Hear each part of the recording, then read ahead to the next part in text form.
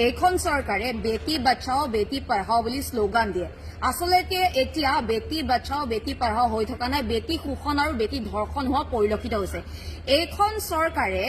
মহিলা সন্মান কৰিব নাজানে প্ৰধানমন্ত্ৰীৰ পৰা আদি কৰি মুখ্যমন্ত্ৰী ডাঙৰীয়া মহিলাসকলক ৰাজহুৱা সভাত অপদস্থ কৰা দেখিবলৈ পোৱা গৈছে আৰু তাৰে প্ৰভাৱ পৰিছে বিজেপিৰ এতিয়া কৰ্মকৰ্তাসকলৰ ওপৰত এতিয়া এইখন চৰকাৰৰ বিৰুদ্ধে যদি ভুল কুটিবিলাক যদি সাধাৰণ ৰাইজে আঙুলিয়াই দিয়ে তেওঁলোকে এতিয়া নতুন এখন আঁচনি আনিছে মহিলাৰ চৰিত্ৰ হনন কৰা আঁচনি এতিয়া বিজেপি দলৰ যোৰহাট জিলাৰ ছচিয়েল মিডিয়াৰ কৰুণা হাজৰিকা নামৰ এজন লোকে মোক ছচিয়েল মিডিয়াত মোক চৰিত্ৰৰ ওপৰত তেওঁ প্ৰশ্ন তুলিছে এইখন হৈছে তেওঁৰ ফেচবুকৰ পোষ্ট হয় মই মুখেৰে নকওঁ কি বাক্য উচ্চাৰণ কৰিছে আপোনালোকে চাওক এয়া হৈছে বিজেপিৰ যোৰহাট জিলাৰ ছচিয়েল মিডিয়াৰ সদস্যৰ এয়া হৈছে ফেচবুক পোষ্ট যিটো সময়ত আঙ্গুলতা ডেকাই বিজেপিৰ তথা মহিলা আয়োগৰ অধ্যক্ষই বিশ্বাস যাত্ৰা আৰম্ভ কৰিছে এতিয়া সেই বিশ্বাস আঙ্গুলতা ডাঙৰীয়ানে মোক দিবনে মোক আশ্বাস দিবনে মোক ন্যায় দিবনে এইখন চৰকাৰৰ যদি কবলৈ যায় মহিলাক কিমান সন্মান কৰে সকলোৱে দেখিছো মুখ্যমন্ত্ৰী ডাঙৰীয়াই নিজে কয় যে মুখ্যমন্ত্ৰী ডাঙৰীয়াই কয় যে কংগ্ৰেছৰ কৰ্মকৰ্তাসকল মাকৰ পেটৰ পৰা জন্ম হৈছে নে সন্দেহ এয়া চাওক এইজন বিজেপি কৰ্মকৰ্তা এইখন তেওঁৰ হৈছে এপইণ্টমেণ্ট লেটাৰ বুলিয়ে কৈছো বিজেপি দলৰ এটা ছচিয়েল মিডিয়াৰ হয় এইজন কৰুণা হাজৰিকা এইটো হৈছে তেওঁৰ ফেচবুক পোষ্ট তেওঁৰ ফেচবুক লিংক আৰু এইটো হৈছে তেওঁৰ ফেচবুক পোষ্ট আজি তেওঁৰ ওপৰত আমি এফআইআৰ দিছো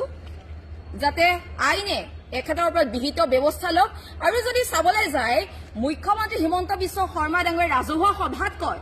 যে মতা মাইকীয়ে আলোচনা কৰাৰ পিছতে ল'ৰা ছোৱালী জন্ম হয় আল্লাহ বা ভগৱানে ল'ৰা ছোৱালী জন্ম নিদিয়ে সমান্তৰালকৈ প্ৰধানমন্ত্ৰী ডাঙৰীয়াই কয় যে সোনিয়া গান্ধী ডাঙৰীয়া কি কয় কংগ্ৰেছ কি বিধৱা 50 करोड़ की गर्लफ्रेंड बुरखे के